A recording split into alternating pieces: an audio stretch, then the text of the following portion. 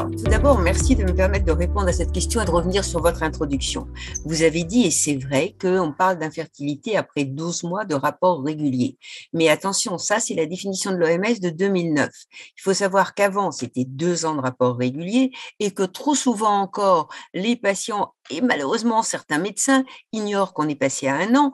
Et puis, plus récemment aussi, que désormais, on conseille, après 35 ans, de consulter dès 6 mois de rapports réguliers. Alors, les Américains, les recommandations anglaises aussi, depuis 2013 pour le NICE, faisaient bien état déjà de ces 6 mois. En France, il a fallu attendre les recommandations du collège qui viennent de sortir, où on le redit bien, pour les femmes après 35 ans, il ne faut pas attendre 12 mois. Et par ailleurs, dès qu'il y a des troubles, par exemple, la dame qui nous dit « moi, j'ai mes règles 3 fois par an », je rajouterais, si vous permettez, Stéphane, aussi le monsieur qui, quand on l'interroge, dit « ah oui, moi, mes testicules sont pas descendus tout seuls, j'ai été opéré à 5 ou 6 ans ». Ça ne justifie de ne pas attendre les 1 an de rapport régulier, au moins pour commencer les explorations.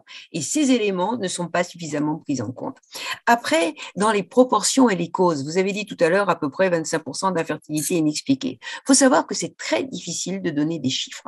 Il n'y a pas, sauf une enquête écossaise d'un certain temps, puis une enquête française, alors qu'il y a plus de 20 ans de Patrick Tonneau, de données exactes pour savoir combien de cas de telle ou telle infertilité.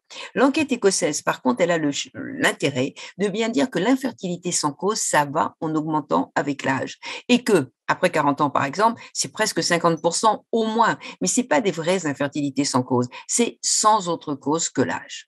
Et sinon, c'est vrai qu'on voit toujours traîner qu'un couple sur 7 va consulter. Je crois que ça ne veut rien dire du tout. On sait bien que c'est fonction des pays. Il y a des pays comme la Pologne où on arrive à 30% d'infertilité. C'est pas vrai.